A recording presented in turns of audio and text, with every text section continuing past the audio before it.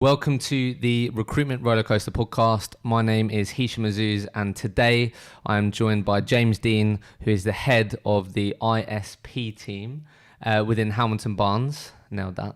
I was just worried if I was going to muck up the words there. But yes, I'm joined by James Dean tonight. Thank you for coming in, James. Thanks for having me. It's been a long time coming. It has been, isn't it? Yeah. So if you don't know, James actually works for, as I said, Hamilton Barnes, and I've already done an episode with George Barnes, and I think I'll put it out there straight away. But when we spoke and when I did the episode with George, he said that him and James were neck and neck on who was going to be the top biller for them last year. And James is going to inform us how that planned out. But yeah, James, look, you know where I always like to start. How did you enter the world of recruitment, mate? So like most people, I didn't grow up and want to become a recruiter. Yeah. I didn't go to school and be like, one day I'm going to become a headhunter. But I did always want to work in the city. I was like, one thing I had like a clear plan. Me and my mate Jake Smith, we used to say to everyone who wanted to do, I don't know, accountants or mechanical engineering. Yeah. We just wanted to work in the city. We didn't know what that was. We just wanted to work up there because we heard there was money. And where are you from? Where are you from? Both from Essex. Okay. So I went to school in Benfleet, small town in Essex. So as of the age of like 13, 14, just wanted to work in an office. I heard salespeople got paid good money. Yeah. Then fast forward after college, I got a sales job. That was just doing like media sales. Really? How did you get into that?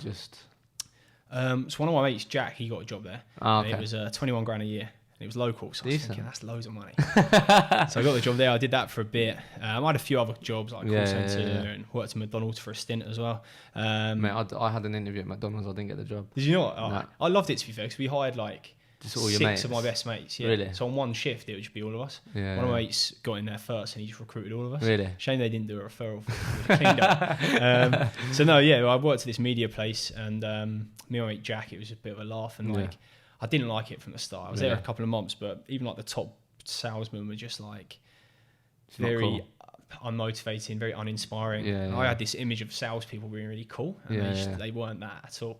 So I started looking at recruitment jobs. And I got told that if I went to V Festival that weekend, I was going to get sacked from the job because I hadn't hit my quota. It was ridiculous. It was selling. It was like Yellow Pages, but specifically for the motoring industry.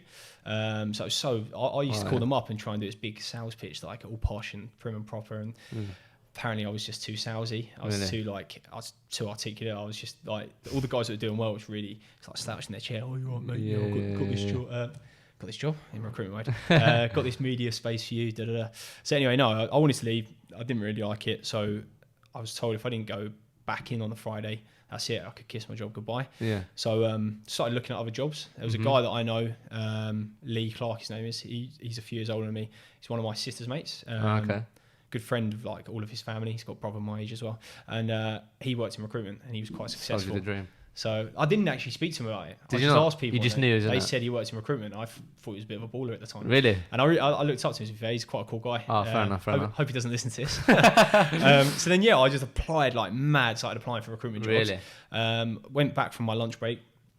I had 2 missed calls. One was from a guy called Sean. The other one was a lady called Cara. And I called the guy back first and he goes, do you know anything about recruitment?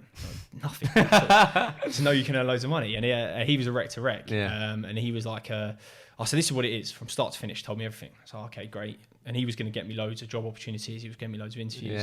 I've never heard back from him still to this day. Sean. The irony. Sean, you missed out, mate.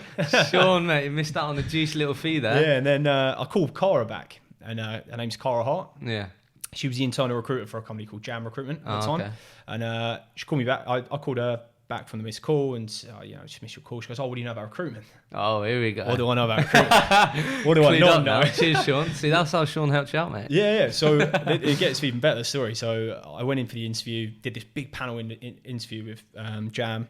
And I thought I'm never going to get the job. There was all these guys in there that were like 25. So when you say panel, what do you mean? Like an assessment centre. Assessment centre, yeah. And you had all the senior bosses, the big honchos. So you had to like impress them basically. Yeah. And I just thought, I just did loads of research on the company. So any chance I got, I would just go, I know this about the company. A bit like this. Oh, you've put this online. Yeah. To a point where I was probably a bit annoying. And then I got taken through to the next stage of interviews. And it was only me and a handful of guys left. And me and this chap, Ollie, we got on really, really well. And we had to sell the other person, back to the group. Really? So he was jokes. Like, What, in really front good of guy. everyone? Yeah. And obviously I'm like, That's mad. I'm in this suit that I bought from Asda. These guys were like travelled the world. They're all like, oh, I went to this university. I'm like, I'm never going to get a job. Yeah. I'm like, I had real bad acne at this point as well. So I'm Really? a spotty 19-year-old with a cheap suit from Asda. And me and Ollie just hit off. We were like pissing around, laughing and joking. I was like, this isn't going to work. But I just pitched him. He pitched me. He had a really funny story because he used to work at festivals doing... like PRing. I found out that I was getting called back in. And I was like, oh, I can't, I'm going to a festival tomorrow. No. And then I was come back in Tuesday. So I turned up thinking, oh God, I've missed the interview. They're going to have a go at me. I walked in and Nick was, oh, how was the festival then? Was it good? So I was asking all these questions about the festival. Actually, like, he actually cared about getting to know you. Yeah. And I was like, what's going on here? Like, this isn't what work's meant to be like. Yeah. And then I'd done a role play with George. Yeah. And this other guy, George Barnes, who Nick and George now own Hamilton Barnes, by the way, if everybody's listening, who don't know. And a guy called Rich, and they just hammered me. And I was a mess. I was shaking with the pitch. Really? But what hammered you how? Like, just like proper putting you on the spot and that? So about pitching a candidate, they told me what the pitch was, and then they told me the scenario. So Nick was on holiday, and George was going to could do the interviews if I asked. So I called up, pitching this candidate to Nick, and Nick's like, no, I'm not. I'm away that day. So I was like, okay. I understand George sometimes does your telephone interviews, so can he like step in? They're like, yeah, that's really good. Da-da-da. But the problem was, I'm saying it in one, but I'm shaking. I'm like, my words aren't coming out. But they could see that I was kind of on the ball. And then George just kept hammering me. I remember this, and I've bantered him still about it to this day. Kept going, you're not going to do the commute. So I do. I've recently done a worse commute. He's like, no, you're not going to do it. I've seen people like How long you. was the commute? Oh, it was like an hour, 20 minutes. Oh, mate, I'd be worried about that. Really? Yeah, definitely. Oh, all right. I'd been doing like a similar commute prior. I'd come into Fenchurch Street and then get the tube. Yeah. He's hammering me. I remember leaving like, I don't think I'm going to get the job because of the commute.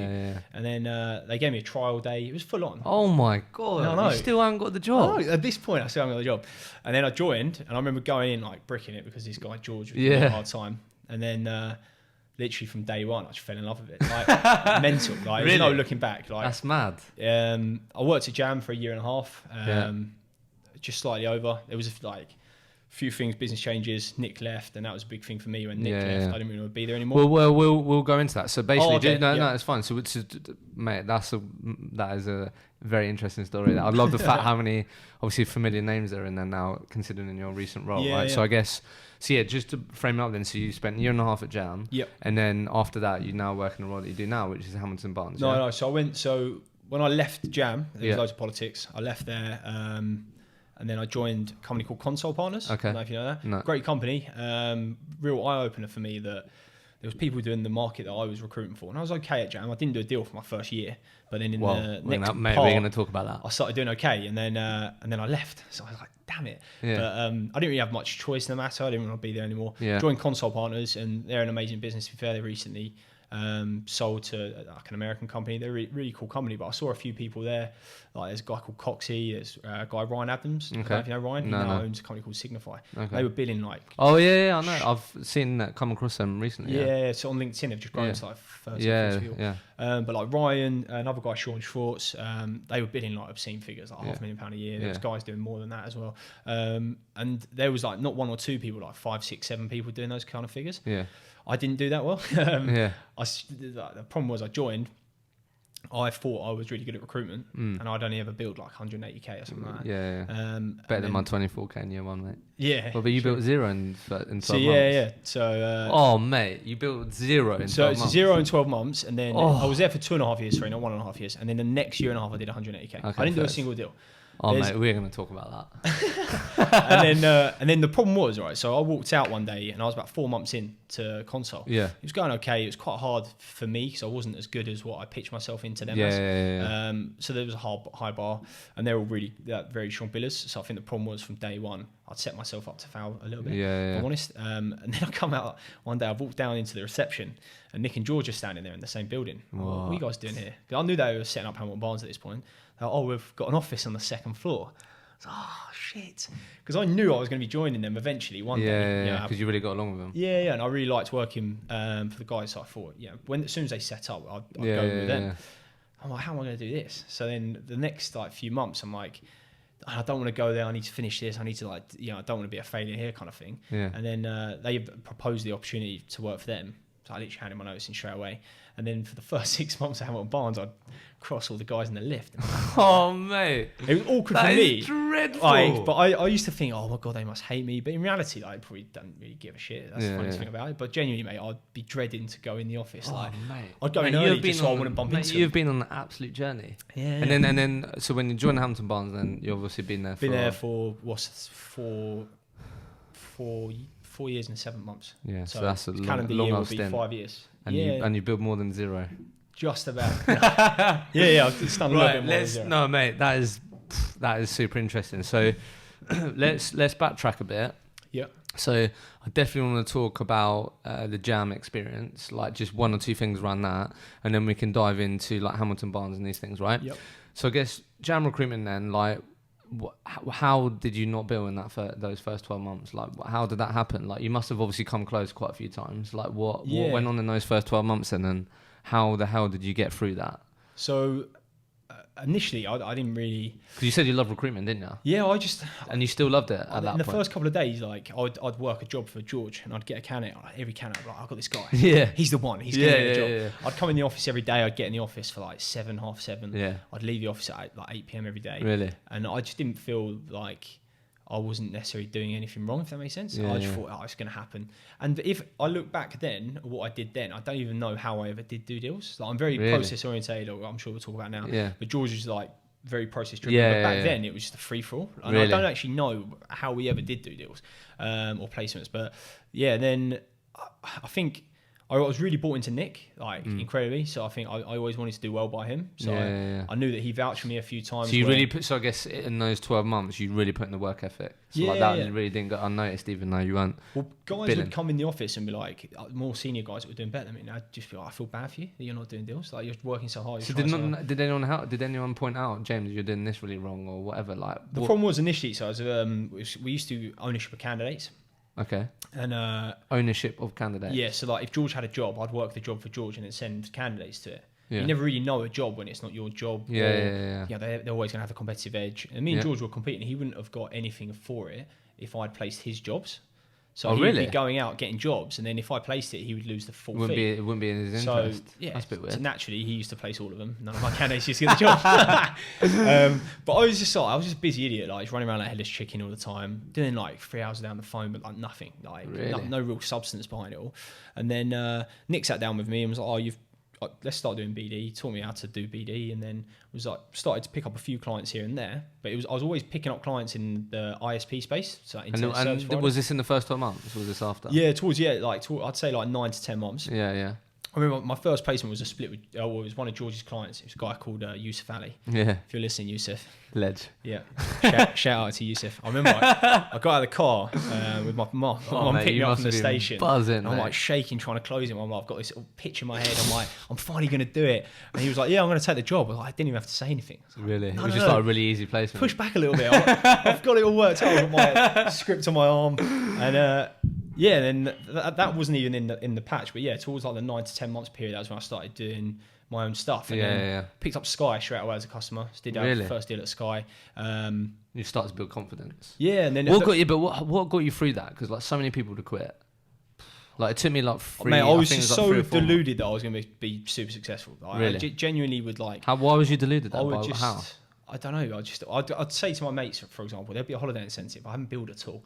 I'll tell my mates I'm going to Vegas. They're like, my God. Really? I'm like, yeah, there's a holiday incentive coming up. My and I'm going to hit it. They're like, oh, really? I'm like, I've not even done a fucking deal at this point. But I genuinely believed it. And that was the most that's mad. Crazy thing about it. I didn't, in my head, I was going to drive an Audi R8. I don't even drive now, let alone back then. But I just had this weird, obscene, like just uncalled for confidence I was going to be super successful. It was hilarious. Fair enough. I just I don't know what it was. And then when I started to get a bit of success, I was still a bit of a pansy on the phone because I had so much like time of not doing well. You just didn't back yourself. Yeah. So I remember I was on the phone to one client. Being a yes man, I remember those days. And the guy was like, yeah, we might offer him, like, he done really well, spoke really highly of him, but we might offer him, I'll let you know. And I was like, oh, okay, no worries. And George was listening on the call, and George was like, no, push back. Yeah. I'm like, say what? And he said what to say.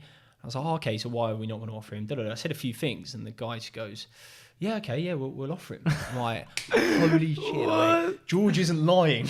I used to think like George was just like telling me this stuff, but me and him are very different. And different approach. Yeah, everyone has their own approach. And I think back then I used to think his approach, I couldn't do that. But then in hindsight, just a little tweak here and there, just changed. No, I think that's.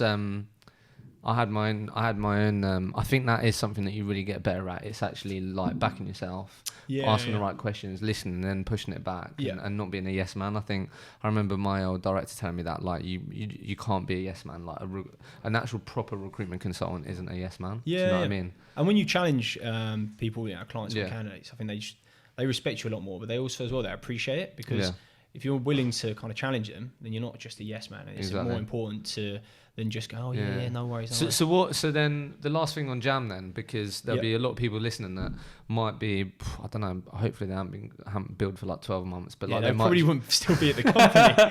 But there will be people listening that will be struggling, will be going through a difficult patch in terms of them building their desk, these things. Like what changed? Was there looking back, was there anything in particular that changed? Things like what George said, well actually stop saying yes and actually push back, and this is why. So like what was there any key things that changed? Yeah, I'd say probably believing in myself would kept me at it. So if you're doing the role, like make sure you've got to believe in yourself and believe in your ability. There's a reason why you stepped into the role initially.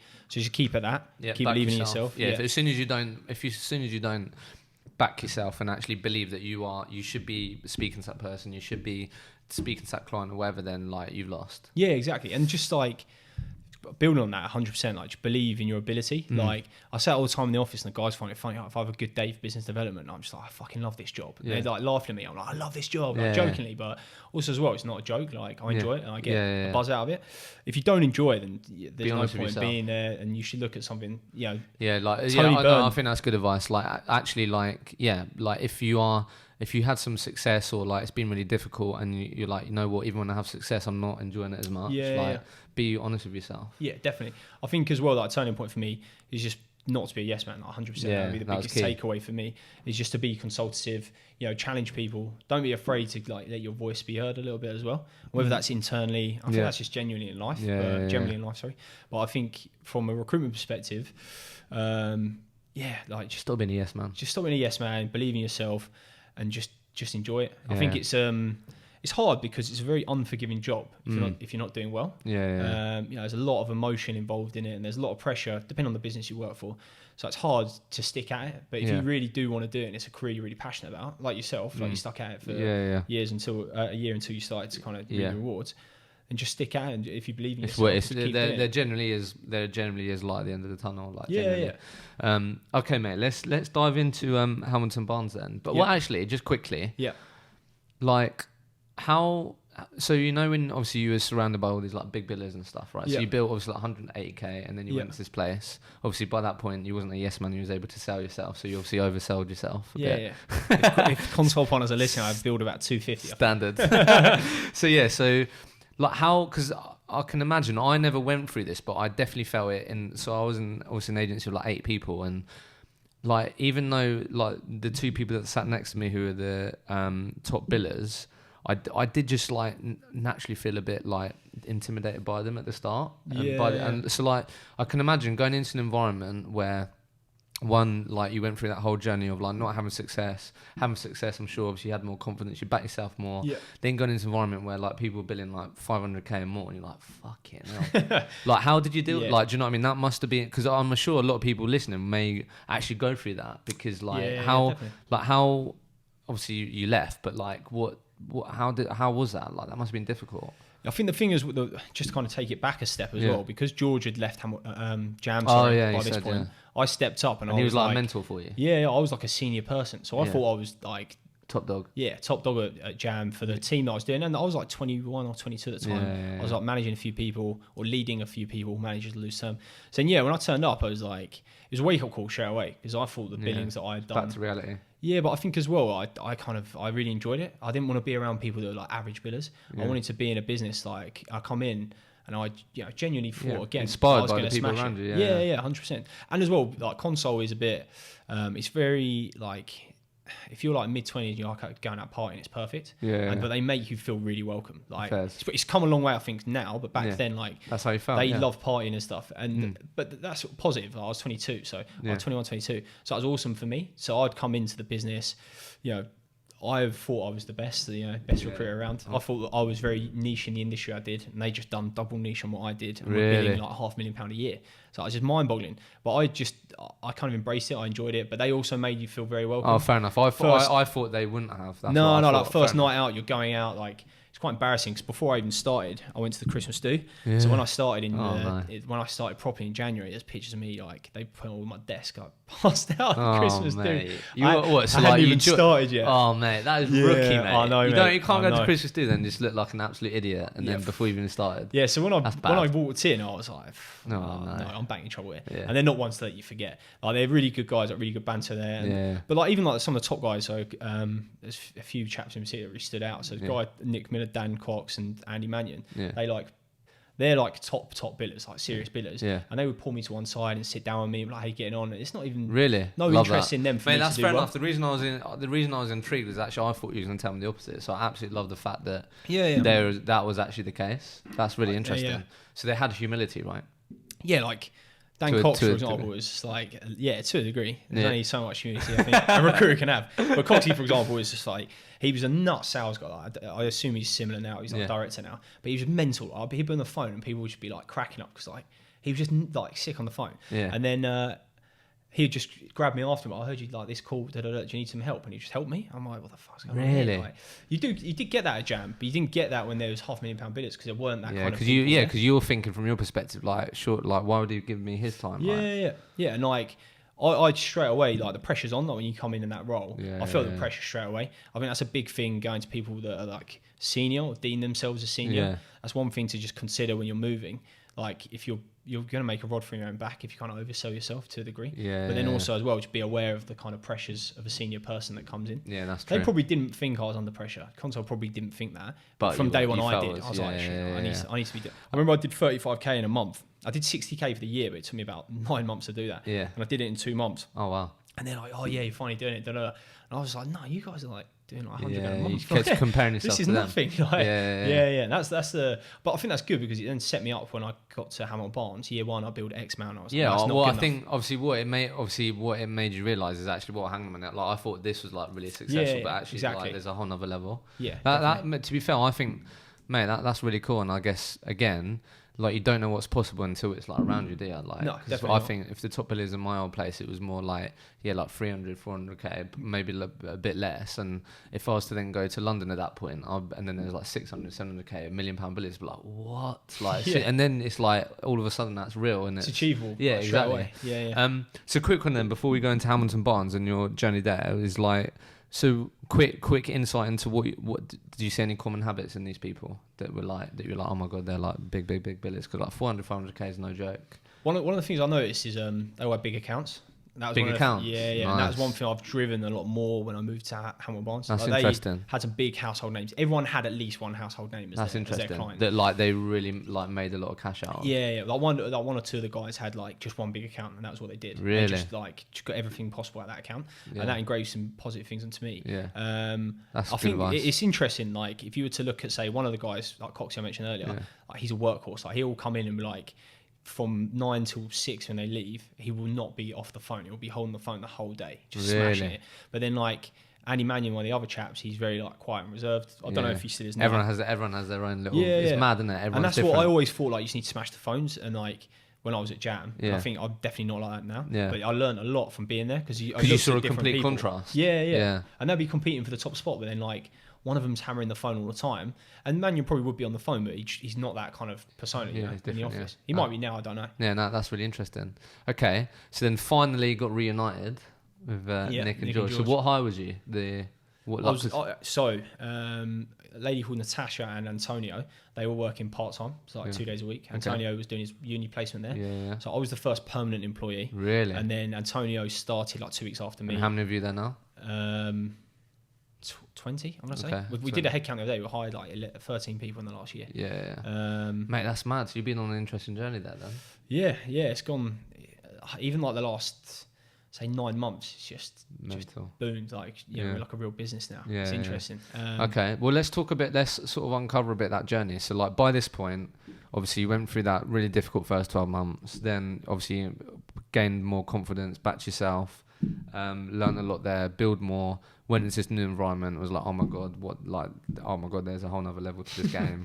Obviously had the opportunity with George and Nick, seeing them in the lift, like, this is weird. Like, so, and then talk a bit about how were the first 12 months. Did you like just hit the ground running straight away, or like what went on when you joined Hamilton Barnes? So there was a few things, like when I joined, I picked up from Console, so they do split deals, so 50% to the candidate, 50% for the client.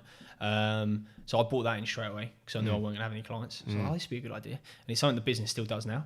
So the first, say January, February, March, April. So the first 4 months was our end of the financial year.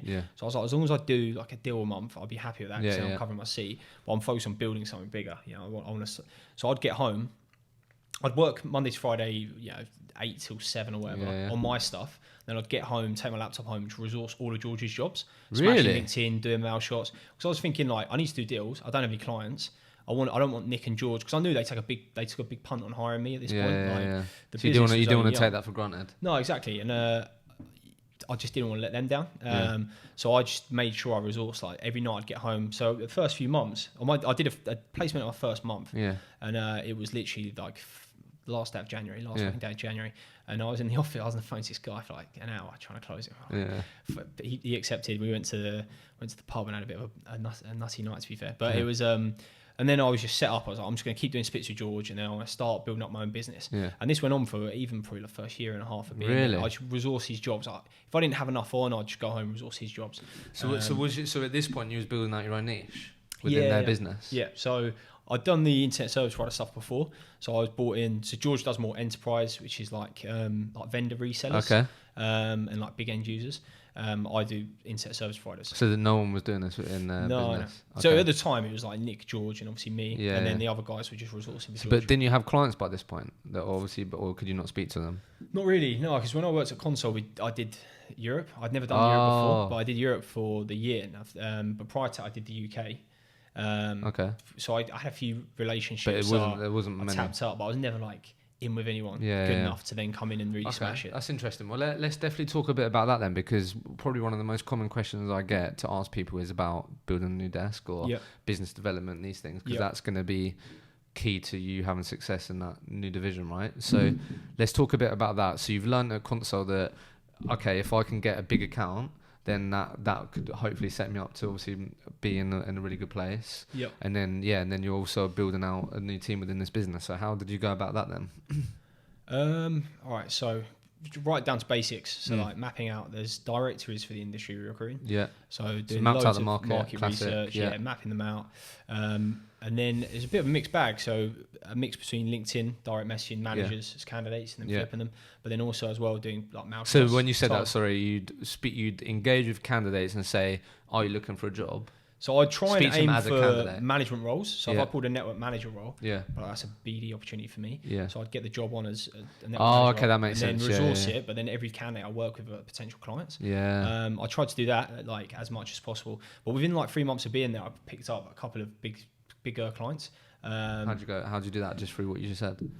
Through that and just targeted mail shots. So really? Like one of them, I knew that the company looked for language speakers. I had a really good German speaker, which was quite hard to find. So it's just specking in candidates. Yeah. So just really targeted, doing the basics like leads on LinkedIn, leads on Indeed, or then like just general leads. And then one thing I've like, especially over the last 2 years, I'm really anal with, but I just follow up, and I think follow up is key in any of sales roles. I agree. So like, I got good at that. That was big for me as well, and I realised that like when you really get hold of your follow-ups, like that really helps. Yeah, definitely. I think like I read a time management book like 2 years ago, and I think that's when it turned for me. But even back then, I used to do it a lot, like booking. That was another thing I learned from Console. They book in calls all the time. I never used to do that before. Yeah, that's interesting.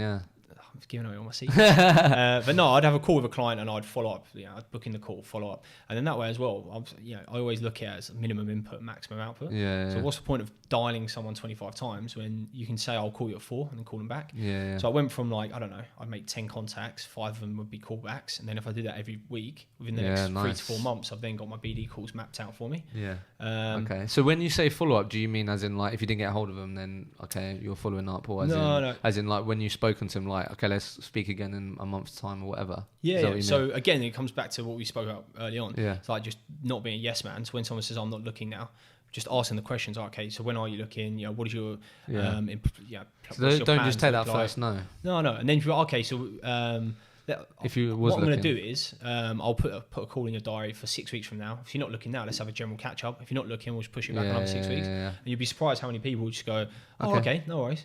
And then you just all of a sudden just get a snowball of calls booked in. Yeah, that's really good advice. I think that's something I did for the last sort of 12 months, and that helped me a lot actually. Because again, like your typical recruiter isn't going to be doing that.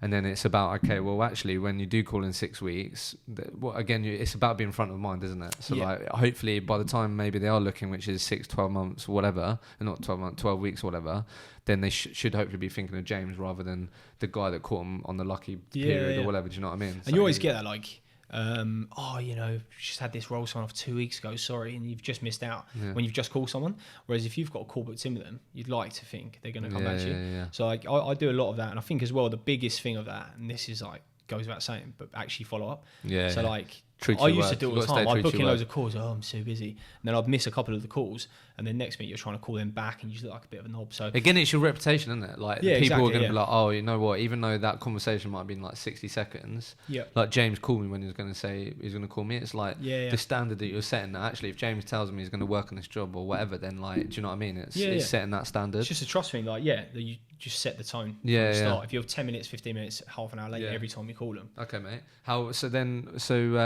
Okay, mate. And then what went on after that year and a half then? So by that year and a half, did you have sort of a solid bank of clients? Yeah, so I did like in the May, I think it was. No, sooner than that. In the March, I did like a 32 grand a month. Oh wow! So I was like, it picked up all right. There was a few clients. One particular client, it was one big deal and then a couple of small things. But I was still doing splits all the way through. And I looked at this before today actually, just out of interest. And it was like even in my second year, I was doing loads of splits. Because I was just thinking, if I've got enough to keep me busy, and I'd get home and I'd just be... So when you say split, what do you mean? Because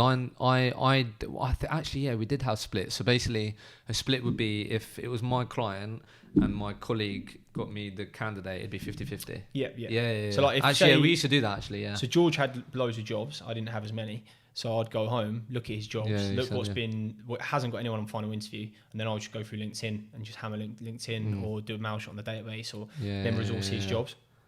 So I was just, sitting on the sofa watching TV, just hammering that out. And then during the day, I was picking up my own clients. So what you're saying, the splits have been like actually quite really fruitful in terms of your billings and your success. Yeah, definitely. Especially really now, so it's like flipped on its head because I've obviously got a team of like resources or however you want to word it. They work on the roles that I pull in kind of thing. It's now flipped on its head. That's really interesting. Okay, so again, I guess if you haven't got like the splits opportunity in your office right now, like just be speaking to your manager and like try that out or whatever. Again, everyone wins, right? And that, like, I think, again, obviously it's competitive, but if you've got 3-4 people actually vested in actually there's an opportunity for me to make money here, then that's a good thing, I think. Do you know what I mean? Definitely. And it just promotes, and it's one of the big things I think Hamilton Barnes have done really well. Everybody gets on. There's a lot of inter-team deals, placements. People actually really want to do well by one another. And you can do by doing the splits rather than 5%. To be fair, thinking back, I forgot about that actually. That I did quite a few of those, and that you're totally right. Actually, it is actually really, I found it does impact the environment, doesn't it? Quite a bit. Yeah, definitely. It promotes collaboration rather than like, that's hard to get off the deal, off the system or whatever. So then, so year and a half in, and then what's going on sort of 3 years after, like 3 years pretty much after that? Yeah. So when did you start getting a team underneath you and stuff? So it's probably about this time 2 years ago. Okay. I had like, I done all right. I did like 120, 180, something like that. And then next year, I think it was like 240-ish. So it was in between the 180 and 240 year. So I hired, there was Tash I mentioned earlier. She started just resourcing on my stuff. Or not resourcing, but working a little bit more on my stuff and then doing her own stuff as well. And then we hired another chap as well. But like, I didn't really take it very serious. I don't think I realised the opportunity I had, so I just did. When you say you didn't take it very serious, what do you mean? So I'd be like, I'd always be very passionate and very like, I'd have loads of good ideas. I'd be fruitful of ideas, and I'd always be like, "Yeah, let's do this, let's do that." And I'd always have the best intentions, but then I was just a bit immature. Used to go out a lot, never used to drive the team as well as what it should be. And what I could have. So that kind of fizzled out. And then properly this time last year, maybe a little bit earlier on, January last year, 2018, Billy joined my team. And then from there, really, we're now it's a team of 5. Wow. We're hopefully going to hire one more guy this week. Yeah. Okay, mate. Let's talk a bit about that then. Like, what changed then? Do you know what I mean? What changed for James Dean? I can tell you the exact month it was. So I had I read about, all right, so rewind slightly. The 80-20 Pareto principle. So 80% of your clients give you, 20% of your clients give you 80% of love. But then also as well, they give you 80% of the ag. And I had this one client that used to give me a real hard time. And I used to just waste so much time resourcing their jobs, doing this, doing that. And they backdoored me on quite a senior guy. So Nick said we can either, that we do a few placements, we're doing all right with them, or we could obviously just throw the book and get the fee. It was black and white. They just took them off us. Even the candidate admitted it as well. So I pushed for it and was like, no, I don't want to work them anymore because I read this book and it says 80-20 rule. They give me loads of ag. So, and then in this month, I just had a good month of other stuff. So prior to that, my best month was like 30k month, which was back in the March show when I first started. And I had like a 47.5 grand month. I was like, whoa, shit, I can actually do this. What am I doing? So I stopped. So I literally stopped going out in the week, stopped pissing around, and just started really hammering it. Really? Just started taking it a lot more serious. Just started like, just little things like just getting your day plan done, getting my days planned. Started just immersing myself. So I guess it was actually like the realization was actually I'm actually really taking this opportunity I have for granted. Yeah. And it was a bit of a wake up call because every time I'd sit down with Nick, this month I'm going to build this, and he'd be like, all right, mate, you said that last month. What's different this month? And then this one month I sat down, I was like, I built 47.5 grand. And I felt like, I felt obviously. So did you then focusing, not going out, did the drinking as much, that had the real impact then? Or was it just that moment of actually we've just got rid of we were doing okay, but it was a rotten apple, and I was then free to then focus on other things that ended up being really fruitful? Or was it a bit No, I think that did definitely help. Pinning off that particular customer I mentioned. I think they were a rotten apple. It's a good way of putting it. But no, it's just a wake up call that I could actually do the job and do it quite well. Even when I did my promotional meeting a year on, I showed that picture to Nick and George because I was like, that was a moment I just knew I could do it. So I still would go out, not nowhere near as much. I just really reined things in, just started focusing, started immersing myself in personal development. Started just doubling down on everything that I'd read and doubling down on James Dean. Exactly. I like it, man. That's class. That's really cool. I really do like that. Okay, and then so mate, it seems like your billings and your performance just gone in like one direction, like up really, which is really cool. So you now got a team of 6. You had that realization moment, and then was that when you really started building the team underneath you and took that seriously? Yeah. So Billy joined the team like January, February time, and then he resourced for me pretty much solely. And then September, October, he kind of flew the nest and started doing his own stuff. Started being more of his own consultant. And within like 2 to 3 months, he's now, he was then a fully fledged consultant. Within like 6 months, I become a senior. Oh wow! So he's done really well. And I think I've hired some really good guys. I think there's a lot of the success for last year. I could really vouch for them. Like they worked their ass off for me.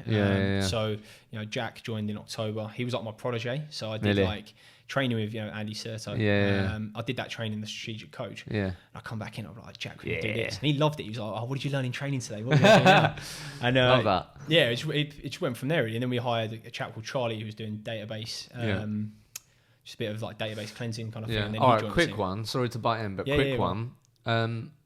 So you've had some really successful hires. I'm sure you've had some not so successful hires. What things have you, again, are there any key indicators that you've noticed that have then ended up being really successful? Do you know what I mean? That's a common question I get a lot. Like what do you look at? Everyone's different, but like what key indicators do you now look for, knowing that you've now got these guys that are really good for you, done really good for you? Yeah, it's a good question. That's what I do, mate. Because I'm quite. This is a giveaway for anyone that interviews with me. But I see the best in everyone, so I come out. I always say to Nick, I need to sleep on it, because I come out and I'm like, he's so good. Did you hear what you said there? And then I get home and I'm like, he wasn't even that good. So I think for me, like the main thing for me is if like, and this is Hamilton Barnes, the business is slightly different probably, but I just like people that. Like as a business, we just look for people that just settle, just can get on with everyone. So if you can get on with someone, if you can get on with someone in the interview, but then also as well someone that's just shown a bit of life experience. Which is ironic because I didn't have any life experience when recruiting. But we don't look for degree. What do you mean by life experience? Like, what do you mean by that? Yeah, if someone's got a degree, great, but it's more about they went to university, what they did at university. I think if someone's lived away from home, like travelled, something like that. Just a bit of a story to go with. And for me, I just base it massively on conversation. So if I find that I'm having to ask loads of questions, it's really difficult for you to like have a conversation. And I'm like having to probe them loads. Or if I realise I'm talking loads and I like them because they've obviously asked really good questions. Okay, fair enough. So I couldn't pin it down to I would say it's mainly likability. Likability. Fairs. Okay. So then, sorry, I'll butt in there, and then what? So then you recruited a couple of good guys. You were saying, weren't you? So Charlie, was it Charlie, and then another guy, and Jack, and So then, and then you just carried on building, basically. Yeah. So we hired another chap, James. He joined a few months ago. We had Ben. Mate, where are the girls at, mate? I know. Where's this diversity team, mate? We use Rec to Rex. We use a couple of different ones. And I've interviewed one woman. So that's the thing. It's the irony here, right? So I did a meeting with one of our biggest clients, a big FTSE 100 company, and they were like, talking about diversity in the workplace and all this. I'm like, don't look at LinkedIn. Like, look, it's hard. Yeah, mate, it's a business effort. Like, it's not going to just come down to James. Like, no, exactly. And I think it's one of them. Like, we can only interview the candidates that put in front of us. So those recruiters out there, we use it. Pull your finger out. So carried on building this team, and then all of these guys are resourcing for you. No. So Billy is now senior, as I mentioned. He's got his own clients, and then me and him are kind of the farmers. We bring in the clients, and then the other chaps are there's Jack and Charlie are starting to do their own bit as well. But it's like we've got some quite big accounts, nice. And for a small business at the moment, like for example this week, for example, I'm meeting like 6 different clients, 6 different businesses over 5 days with 12 different meetings. Wow. We just got jobs coming out of our ears. Cheers. So the guys are almost a bit like, there's no point me doing BD because you're doing and there's a great opportunity to split deals, all that. Yeah, exactly. Okay, mate. Mate, that's really interesting. So a few things around that is, firstly, so just so I know for this, like, right now, do you have no contact with candidates now? Like, you totally apart from that? Good question. No. So you still get involved? More senior stuff I probably do more so. It's all about like the return on investment. If we got a 50 grand a year salary role, I don't know, and it took me 2 to 3 days to resource it, my time would be better off spent elsewhere. Nice, so I probably wouldn't. But if it was like a senior, that's good. It's a really good way to think about it. Yeah, if it was a senior appointment or like a director and manager role, it might be slightly different. Yeah, because again, because you want to make sure that. Yeah, like the people that you're putting in are up to the mark. Yeah, but a lot of the stuff we do, so like, just say for example, Jack comes to me and goes, these 5 candidates. Quite often, probably not so much now because he knows what he's doing now, but like quite often, more so at the beginning, you'd call for all of those. That's what my boss used to do. Cleanse the shortlist slightly, or as well, like if as soon as anyone's in play, I try to touch base. And people like to hear another voice, and then placements, I'll meet all the candidates we place. Really? Yeah. So we try, and even if it's a coffee or try and go out for lunch, we try to. Like a lot of the stuff we do is in Midlands and the North, so we don't ever meet them. Yeah. We do like annual meals where we take the teams out and stuff like that. Really? But if someone's in London, we'll aim to. What? Just one thing about that, just out of complete curiosity, because there might be a few people listening that could get a bit of value out of this. Is like, so what?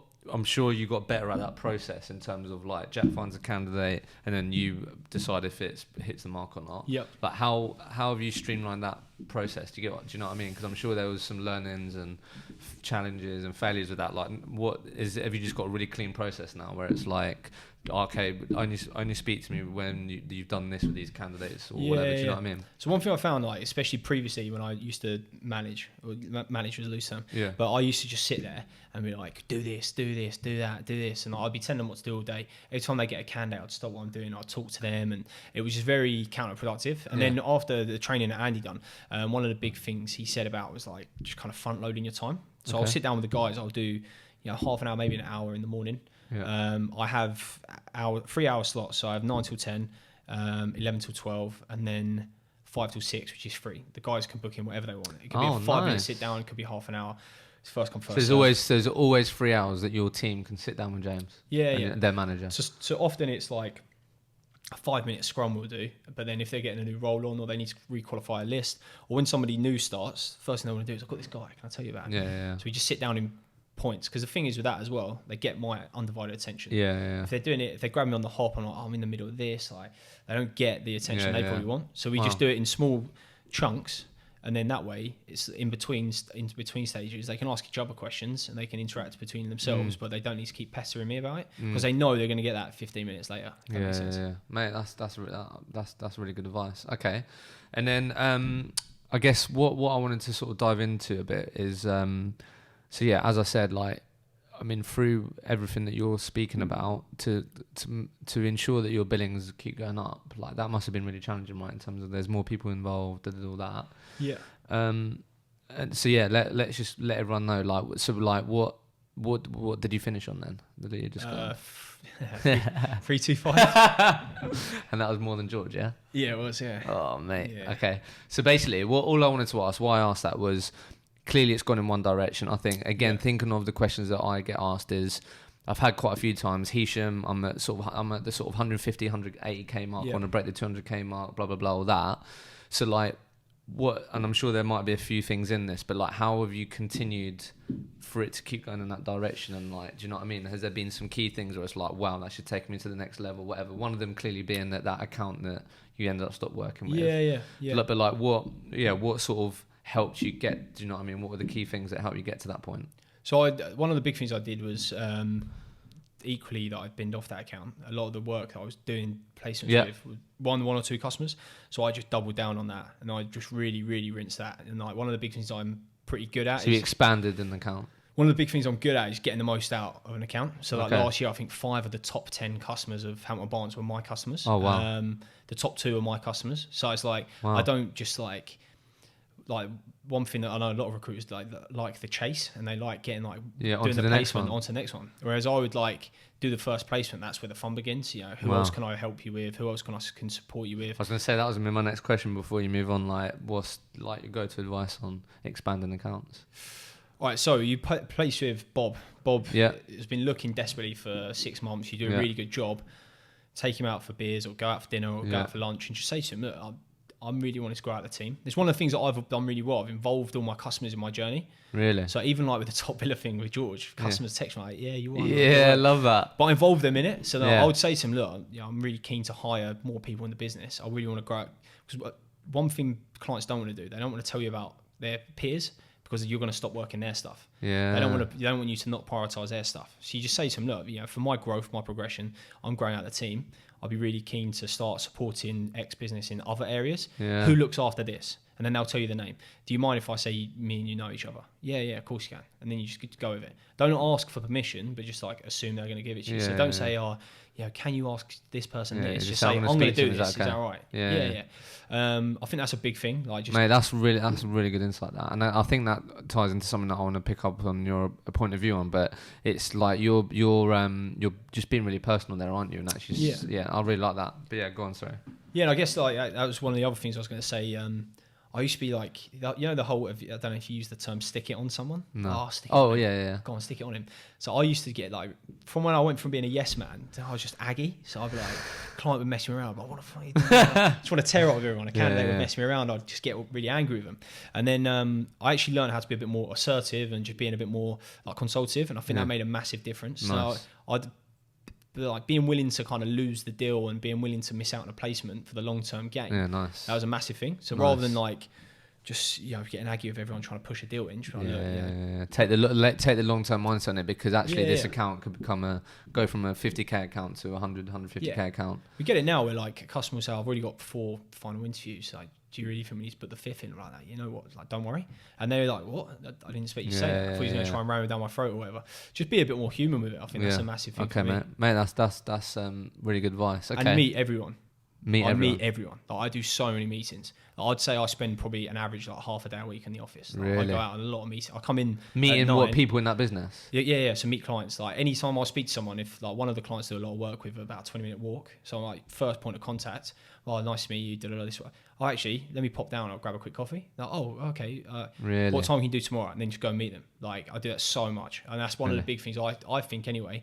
Why I've grown out accounts as much as I have, like with the customers I've had repeat business with, and that's something Nick's like drilled down really onto me. He meets everyone as well, and like that's kind of come from there. That's really interesting. And then I guess quick on that, just thinking about my own experience, and I think people are very easy to go like let's grab a coffee, right? Yeah. But I think I'm sure you've experienced this. So then actually, these people no doubt are time poor, right? Yep. So like, what's your view on that? Like, should you just be like, look, I'll come to you, or like, do you know what I mean? Because like straight away, if it's like a new sort of relationship, it's like I think people jump quite quickly, don't they? Like, let's grab a coffee, but it's like, actually, like, how can you help me, and what's gonna be the benefit of us spending time together? Or do you just go straight? There's a coffee shop like near the particular client I mentioned, so it's like a 2-minute walk. Yeah, so fair. Because I say that, they like, I know the area. Kind of thing. Fair enough. But I think the main thing, and this is again like another side step actually, is just like you talk about their process, especially when you're working recruitment, HR, talent acquisition. Like, you say to them like, look, let's meet up, let's grab 15-20 minutes. I just want to understand your process. I can tell you the success I've had within the business, but I want to understand how you want it to work, and then we can grab 20 minutes. And then when you meet up with them, you're not like being a pushy recruiter. You're not just trying to drive your process. You're trying to understand how they want it to work. Yeah, that's really good actually. So actually the point of view that you're taking, the approach is, actually, look, I want to come and basically listen to how you work, and I'm happy to work to how you work. And then obviously, when you sat down with them, you can build relationships, and obviously then you can start actually maneuvering that process that benefits you and everyone involved. Yeah, and it's not about like completely kiboshing their process. But that's really right. I think a lot of people have a lot of gripes and negative to internal recruitment, HR, whatever, but actually I think that's a really good way to have the perspective on it. It's actually, look, let me come and listen and understand your process and how you like to work, and then let's start from there. I think imagine that's if you've got like a footsie. This is what I'm trying to tell my guys, because like you said, like, recruiters are the enemy or whatever, or talent acquisition the enemy. One thing I've done really good at is building relationships. I've done really well at is building relationships with those people. Because whilst a hiring manager might look after 5 people, and they might hire one person a year, the internal recruiter is going to see every single role in that business. You need to get them on your side. Yeah. And as well, I'm a big believer in like, if you're going to speak to people, you might as well build good relationships with them rather than like piss everyone off. Okay. So big accounts, expanding accounts. What else has enabled you to sort of take your billing to the next level? What was anything else that sticks out? A few things. I'd say time management. Like, it's quite funny. We spoke about this the other day, didn't we? I'm terrible in a personal life. You are a bit of a flake, mate. I am. Yeah, I'm terrible. But it's just like, Monday to Friday, you look at my calendar, I've just got calls every 10 minutes. Like, it's just nuts. But I'm pretty anal with stuff like that. But then it's weird, the second I step out of the office, I don't know what I'm doing. I don't even know how I get home some days. No, I think that's evident when you said earlier that my time is better spent elsewhere. So I think now Monday to Friday, you really value your time. You know, you're thinking about, actually, if I spend 50 minutes on this, is that going to mean that there's going to be this outcome that's actually worth my time and all that? So you really, really value your time, which is key. And I think as well, like with that, like I used to work 12-hour days and not do any placements, so I don't want to go back to doing that. I'm like, I get in the got office, a huge motivation for that not to be the case. Just making it work, like, rather than running around like headless chicken, actually calling people when they pick up. And I think as well, goals are quite a big thing. Like you and I speak a lot about this.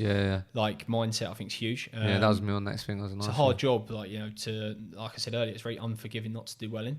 But if you have your goals, like I said earlier, like I was probably a little bit ambitious with them goals, but I did have goals. But you had something that you was aiming for. Yeah. Like I'll openly admit now, like the beginning of this year, financial year, like last couple of months, I found it a little bit tough to come into work. I was finding like days harder because prior to that I was like, I've got to beat George. That was my motivation. Like, now every day I beat George and I'm like, oh shit, that was an anticlimax. But then that's like mad. as soon as I got like the first month in, I'm like just running around like headless chicken again, like a little bit like lost my purpose. Yeah. And now I've found my purpose again. I know what I'm doing. I know what my goals are. Nice. And it just flips on its head again, and back to it. Like, I'm enjoying it again. So like if you haven't, because I really agree with that. I think I mean recruitment it can feel like really repetitive, blah blah blah. Spill my drink. Obviously, like you can go through parts where it's like, oh my god, like I'm just doing the same thing, blah blah blah. But and then if you're able to take a step back and go, actually, it's going to help me get to this outcome. Then that's really beneficial. Yeah, definitely. I think for me as well, like now I've got the guys, I enjoy a lot more. Yeah, I was gonna say, like, have you really enjoyed that now, seeing their success and them growing, and obviously you having an impact in that? And I never thought I did, especially like previously when I had the other two resources I mentioned earlier.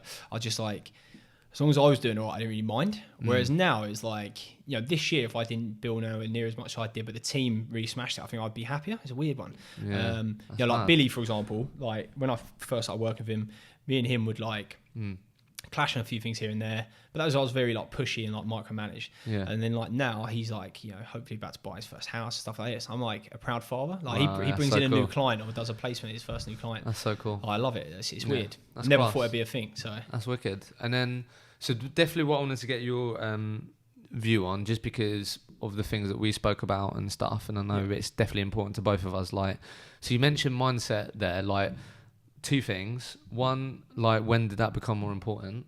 Do you know what I mean? Like how did you get there? And then two, like how do you try? Because obviously, clearly, know it's important. It's had an impact in terms of you continuously improving. How do you try and instill that in your people, in your team? Do you know what I mean? Because that's definitely surely a difficult one. That's like a tough question. But like, so then, firstly, like James Dean, like. I had my own journey with it, and it definitely, I mean, look, it's going to help me get through starting my own business, and it helped me when I was at Hoxo and in recruitment. Like, you know how it is. I mean, look, you didn't build for 12 months. Like, there's a huge mindset thing to keep going, resilience, and keep going. So, like, why did you start investing more in your? As I was saying just before the lights went out, which is really annoying. So yeah, like how did that? Do you know what I mean? Like, why did you start investing more in that? Like, how did that come about? Was there any particular reason, like the whole self-development stuff? Yeah, like I was just, I think like the big thing is like when I was doing okay, like, or some people deem it as well, I was just like really like pissed off all the time. I was never really happy with what I was doing. I'd like kind of, because I'd always had this mad expectation that I was just going to smash it. I then started to get to reality that I wasn't actually going to be a millionaire by the time I was 25 and all this stuff. So I started, like, I've always read, but I used to read because people told me I should, and I read online that you should, and Warren Buffett reads 100 books a day or whatever. So then I started investing into that, and I started to like relate to a lot of it. So I started implementing I found out later dates like Stoicism. So it's like Stoicism. Stoicism, right? So it's like, and this I say this every day to the guys. If they're pissed off about a candidate, he didn't turn up to an interview. I'm like, look, there's things you can control and there's things you can't control. Like, stop worrying about the things you can't control. Mate, that sounds so simple, but it's such a game changer. Oh yeah, I don't do it.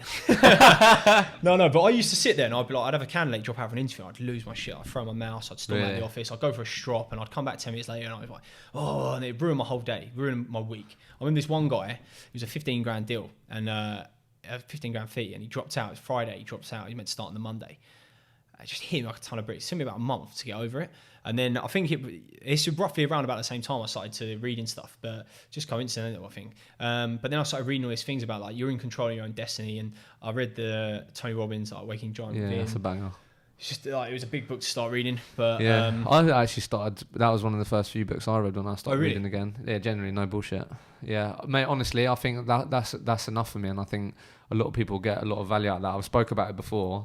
Like for me, I think what helped me early on was that, because I've been sort of went through my own journey, and I sort of when I was in recruitment, I was sort of meditating, and I was very comfortable with like being accountable, but also I was very aware that, well, I got better at it because it was difficult at first, but when you realise actually, like, you like control the controllables, right? It's very sound advice, but yeah, if you can have that failure on Friday and actually not let that affect you, and like you're still being productive and doing the right things, like that's going to give you an edge over your competitor, because like there's going to be a very, very, very high chance that they're going to let that ruin their day.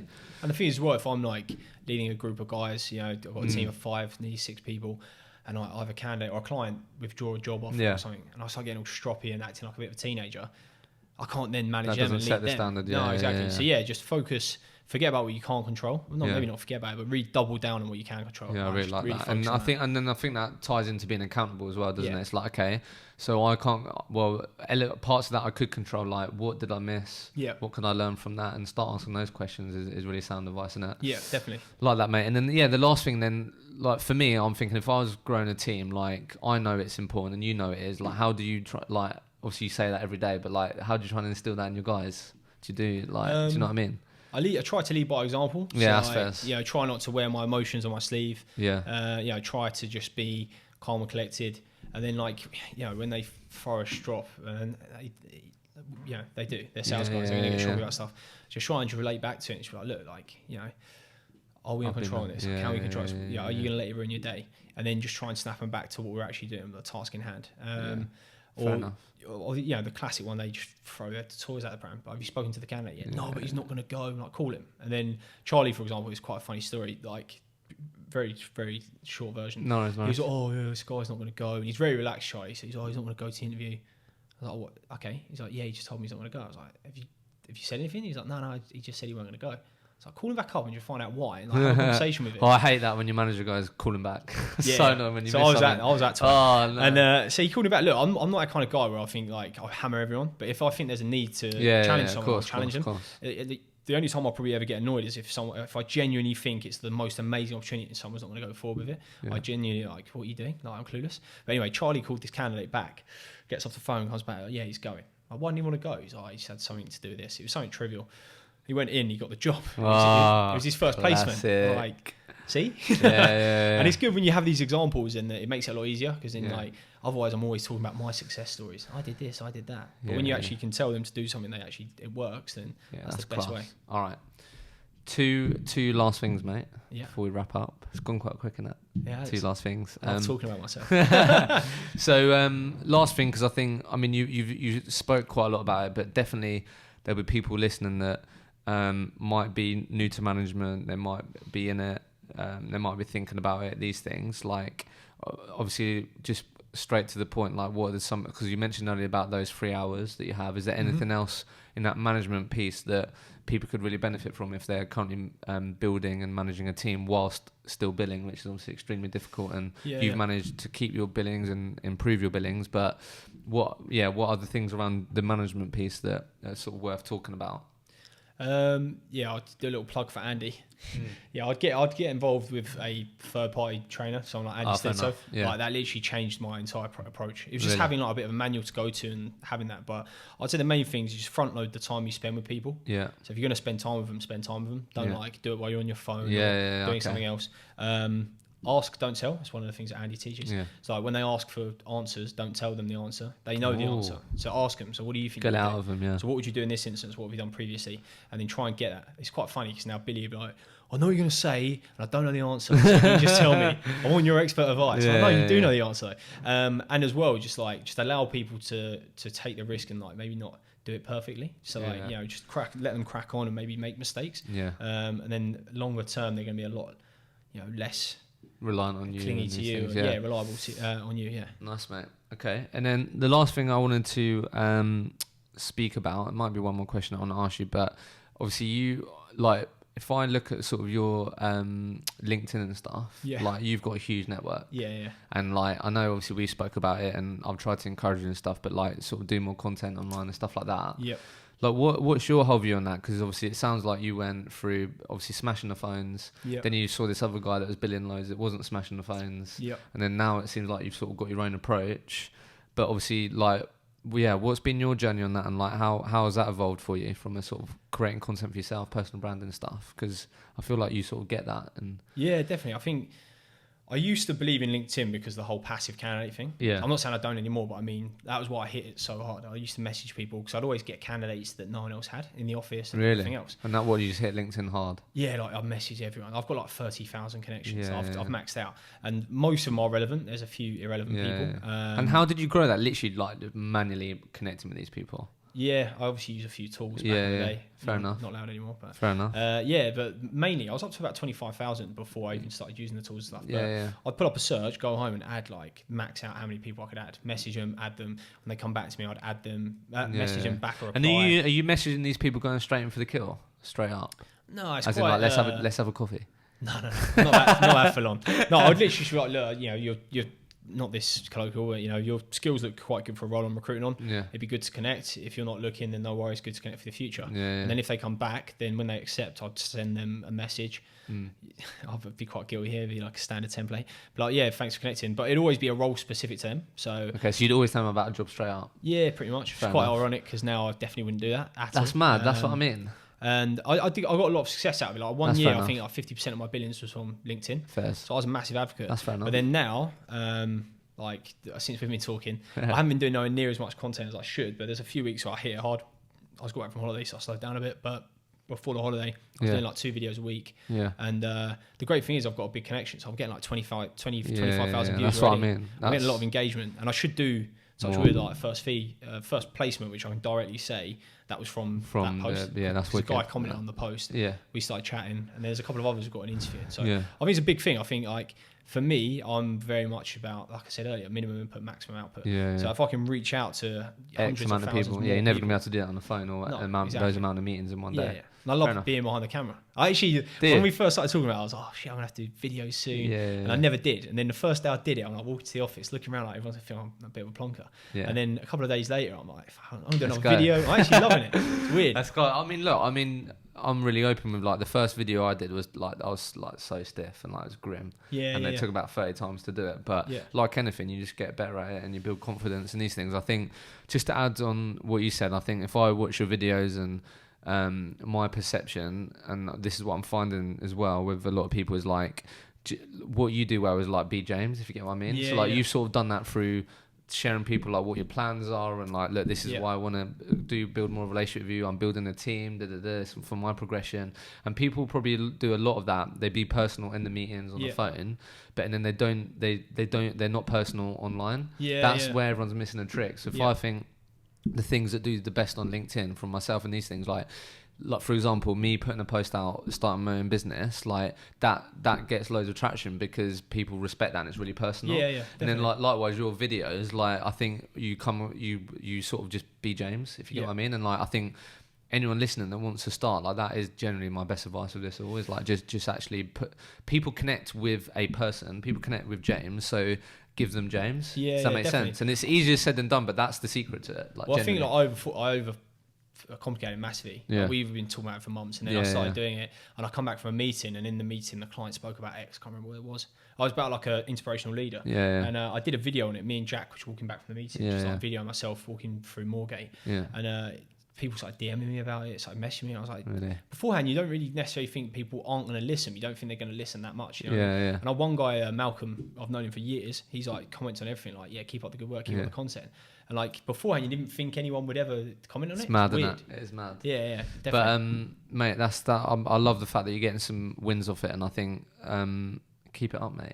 Oh, thank you for your help, mate. It's been good. So look, basically, James, a question I always like to ask. I think I'm actually gonna start changing these and actually ask like new questions at the end, like five questions. But like quick fire questions. Or? Yeah, basically some quick fire questions. But basically, the question I always do like to say, mate, is like obviously if you could communicate to every single recruiter out there, they'd listen to James Dean, like they'd implement your advice tomorrow. What springs to mind? It could be a phrase, a word. What do you say? Oh, what I said earlier. What? Yeah, there's things you can control, things you can't control. That'd just double down on what you can't control. What you can control. Yeah, said it wrong then. Sorry, I forgot to ask actually. What, mate? Great advice. I think what I wanted to say was before we finish, what's going on in your world that you're excited about? I forgot to ask. Sorry. Would you normally ask us at the beginning or? Nah, as in like just at the end. Oh right, okay. Yeah. When you said I forgot to ask. No, as in I hadn't forgot. I just normally I'd ask you that question at the end. And then I normally before that say, tell me about your life, James. What's going on? So fill us in, mate. What's the latest? What are you excited about? I guess at the moment, like business is obviously crazy. Yeah. At the moment, it's mainly work related. Okay. I'm just doubling down on work. I'm on a road to directorship at the moment. Hopefully. What does that mean? Road to directorship. Sorry. So by the end of the year, hopefully, if I do well, that's I become exciting. a director. That's exciting. Getting close to that Audi R8, mate. Yeah. It's funny because like I said earlier, I don't even drive, so put it on the off-street parking and just get loads of photos for Instagram. Exactly. Yeah. So pretty much that, mate. Like the work's really crazy busy at the moment, which is exciting. It's quite boring, really. I wish I had more to tell you. But, Fair enough, mate. Not recruiting for your team. Pardon? Yeah, we are actually. Yeah. No, we've got a chap we interviewed today, hopefully. But at the moment it's just like pulling roles for fun. So really, it's just that's exciting. It's really good. But I'm keen to hire people for the team. Yeah. As a business, I think we're already looking at new offices because we're nearly maxed out. Nice. Exciting. So it's exciting, good. mate. It's good. Well, look, thanks for your time, mate. It's been a pleasure. Thank you. Good to finally do this. Cheers, mate.